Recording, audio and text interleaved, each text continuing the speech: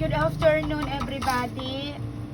Mga guys, eto po mga guys ang kakainin namin ngayon, dala ni Nikki.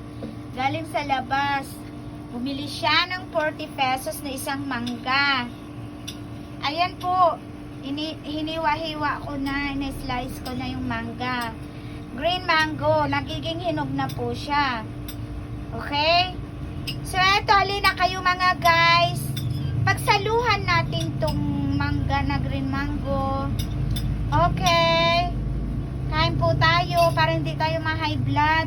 Kasi sobrang init ngayon. Diba mga guys? Dapat ito mga kainin natin. Mga maasim. Kasi mainit ang panahon ngayon. Kailangan hindi tayo nagkakain ng mga matatabang pagkain. Iiwasan muna natin. Kailangan natin mga isda.